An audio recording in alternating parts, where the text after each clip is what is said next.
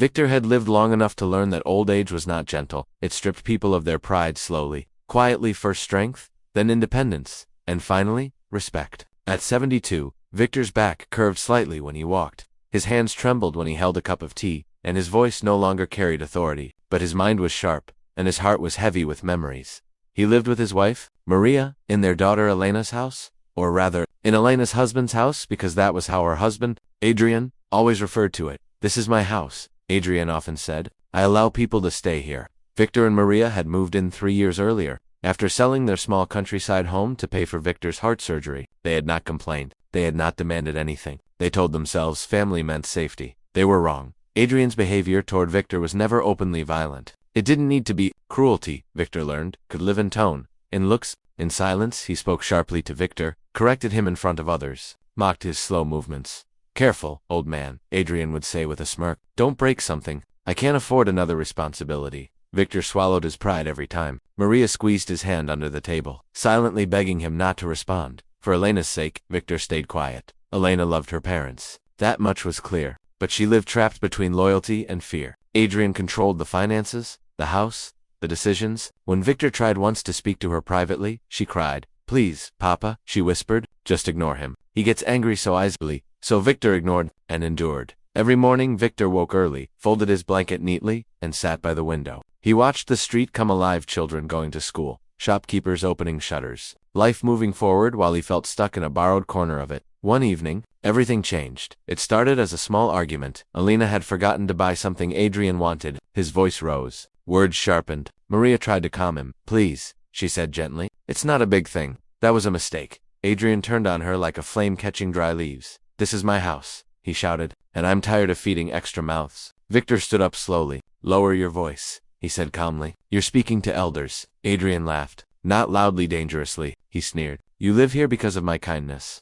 Then he said the words that shattered everything. "If you have a problem," Adrian shouted at Elena, "tell your parents to leave. Let them go back to wherever they came from." The room fell silent. Maria's face went pale. Elena froze, tears streaming down her cheeks. Victor felt something crack deep inside his chest, not pain, not anger, but humiliation so sharp it took his breath away for a moment. Victor considered begging. Then he remembered who he was. He picked up his walking stick, straightened his back, as much as his body allowed, and spoke softly. "We will leave," he said. Elena cried out. "Papa, no." Victor raised his hand. "Enough." That night, Victor and Maria packed quietly. They folded their clothes slowly, like people saying goodbye to a life they thought they still belonged to. They left before sunrise. No shouting, no accusations, only dignity. They went to a small rented room on the edge of town. One bed, a small stove, and thin walls. Maria cried herself to sleep. Victor sat awake, staring at the ceiling, replaying Adrian's words again and again. Extra mouths. My house. Leave. The next morning, Victor looked at his reflection in the cracked mirror. "I will not die like this," he whispered. He had lost his home once. He would not lose his honor. And somewhere between the humiliation and the silence, a decision took shape, slow, deliberate, unstoppable. Adrian believed old age meant weakness. He was about to learn how dangerous patience could be. The rented room smelled of damp walls and old paint. Victor noticed it the moment he stepped inside, but he said nothing. Maria stood near the doorway, clutching her small bag, eyes moving over the narrow space as if she were afraid to sit down. There was no furniture except a low bed, a wooden chair, and a small table with one broken leg supported by a brick. "This is temporary," Victor said gently, more to himself than to her. Maria nodded, though her eyes filled with tears. "We raised our daughter with love," she whispered. "How did it come to this?" Victor had no answer. The first few days were the hardest. Their pension money was small. After rent and medicine, almost nothing remained. Victor skipped meals without telling Maria. He pretended he wasn't hungry. She pretended not to notice. Pride tasted bitter, but hunger tasted worse. Each morning, Victor walked slowly through the neighborhood, searching for small work, anything that didn't require strength, only patience. He cleaned a nearby temple courtyard for a few coins. He repaired old books at a small shop. His hands steady, despite age, he accepted every task with quiet gratitude. Maria helped where she could, stitching clothes for neighbors. They did not complain. But inside Victor, something was hardening. One afternoon, Elena came to visit. She stood at the doorway, shocked by the small room, the thin mattress, the way her parents looked older than they had only weeks before. "I tried to stop him," she cried. "He says it's for the best, that you'll be happier somewhere else." Victor listened quietly. "Do you agree with him?" he asked. Elena lowered her head. That was answer enough. Victor placed a hand on her shoulder. "Go home," he said softly. "Take care of your child. Do not argue for us." She left in tears, carrying guilt heavier than any suitcase. That night, Victor couldn't sleep.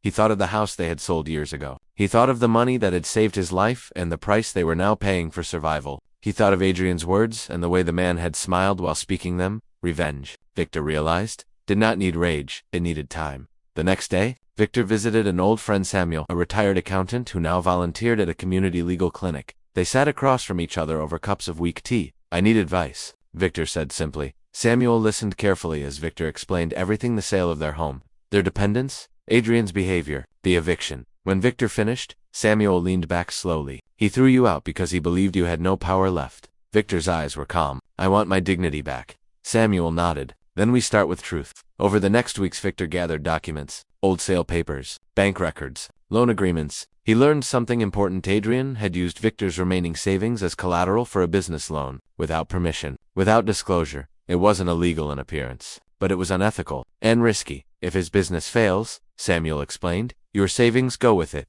Victor's jaw tightened. So that was it. Adrian hadn't just wanted them gone, he wanted them invisible. Victor began visiting the legal clinic regularly, learning the language of rights he had never needed before. He asked questions, took notes, listened more than he spoke. Meanwhile, Adrian's life appeared comfortable. Alina sent occasional messages, never calling. Victor replied politely, never asking for help. He wanted Adrian to believe they were broken. One evening, Maria touched Victor's arm. "You're changing?" she said quietly. "You're quieter, distant." Victor smiled faintly. "I'm learning."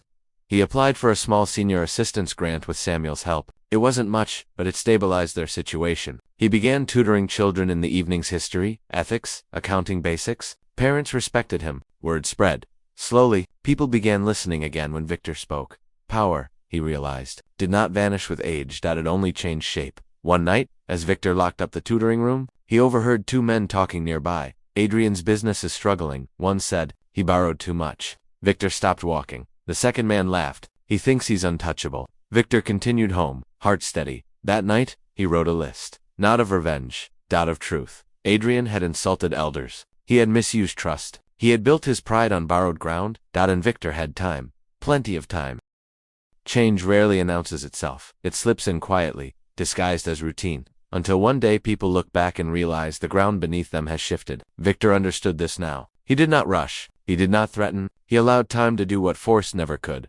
Every evening, children gathered in the small community room to learn from him. Victor taught them history, ethics, and simple arithmetic. But what parents valued most was the way he spoke: with patience, with respect. They trusted him. Slowly, the neighborhood began to see him not as an old man who had been discarded, but as an elder who still mattered. Respect returned, and with respect came influence. Samuel helped Victor register as a part-time consultant for the community legal clinic. His experience, his calm judgment, and his ability to read documents carefully made him useful. Victor learned more about law in months than he had in his entire life. Knowledge gave him confidence. Meanwhile, Adrian's world began to tighten. His business, built on ambition and shortcuts, started to crack. Payments were delayed. Suppliers complained. He had borrowed heavily, convinced growth would cover all mistakes. When money ran short, he pushed harder, shouting at employees, blaming Alina, blaming the world. But he never blamed himself. Victor heard about these things indirectly. He never asked. He simply listened when information came to him, the way water finds its own path. One afternoon, Alina came again. She looked tired. Thinner, her eyes no longer held the certainty of someone protected by comfort. "He's angry all the time now," she said softly. "He says the business might fail." Victor poured her tea slowly. "And what do you want, Alina?" She hesitated. "I want peace." Victor nodded. "Then learn, this peace never grows where cruelty lives." She cried quietly. Victor did not comfort her with promises. He did not accuse her. He allowed her to see the truth on her own. That evening, Victor made his move. Not publicly, not dramatically. He filed a formal request through the clinic, a review of the financial arrangement tied to his savings. It was legal. It was calm. It was precise. The letter reached Adrian.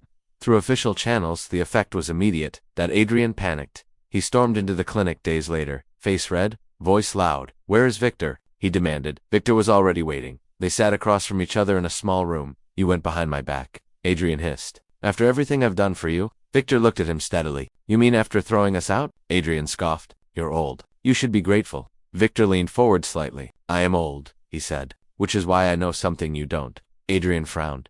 "Power doesn't shout," Victor continued. "It waits." The review uncovered irregularities, not crimes, but enough risks to scare lenders. Adrian's loan was frozen, pending clarification. His business partners pulled back. The house Adrian claimed as his was suddenly vulnerable, because part of its value rested on borrowed trust, and trust was being questioned. Rumors spread, not lies. Facts. How Adrian had treated his in-law, how he had used savings without consent, how he had thrown elders out of his house and the community. These things mattered.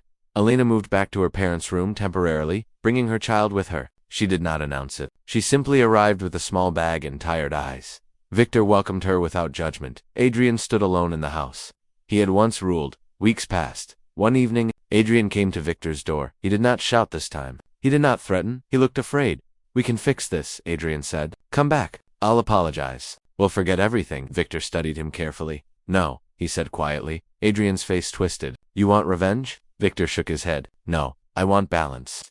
He stood, his back straight despite the years. "You took away our dignity," Victor said. "Now you will live without yours." The legal review concluded. Adrian's loan was restructured but under strict conditions. The house was no longer fully under his control. His authority had been reduced. 2 paper promises. He had not been destroyed. He had been exposed. That was worse. Victor returned to his chair that night and held Maria's hand. "It's happening," she whispered. Victor nodded. "But it's not finished.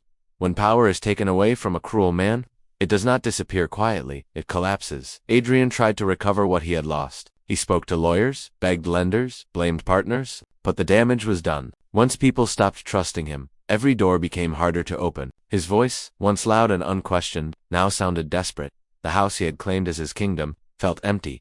Elena did not return. She stayed with her parents, not as a frightened daughter, but as a woman learning to stand again. She found part-time work, saved quietly, and began making decisions without asking permission. Adrian called often at first, then less, then not at all. Victor watched her grow stronger without saying "I told you so." One morning, Samuel arrived with news. "The review is complete," he said, handing Victor a file. "Your savings are fully separated now, protected." Victor exhaled slowly, a breath he felt he had been holding for years. "And Adrian?" Victor asked. Samuel paused. "He has to sell the house." The words settled like dust after a storm. Adrian had built his pride on that house. He had thrown elders out of it, believing walls could replace values. Now those walls would belong to someone else. When the sale happened, people talked. Not with excitement, with quiet judgment. "Did you hear? He lost the house. After what he did to the old man." No one defended him. Victor and Maria moved into a small but comfortable apartment, provided through a senior housing program. It wasn't grand, but it was theirs. Sunlight filled the rooms. Silence felt safe again. Victor continued teaching at the community center. Children listened. Parents respected him. His name carried weight, not fear, but trust. One afternoon, Adrian appeared one last time. He looked smaller. "I never thought it would end like this," he said. Victor met his gaze calmly. "Neither did we." Adrian hesitated. "Can you forgive me?" Victor thought for a long moment. "I forgive you," he said finally. "But forgiveness does not restore what was broken." Adrian nodded slowly, accepting a truth he could not escape. When he left, Victor did not watch him go. That night, Victor and Maria sat by the window, watching city lights flicker like distant stars. "We survived," Maria said softly. Victor smiled. "We did more than that." He had not shouted. He had not threatened. He had not destroyed. He had waited, and in waiting he had reclaimed everything that mattered. Dignity, respect, peace. Old age, Victor realized, was not the end of strength. It was the final test of it.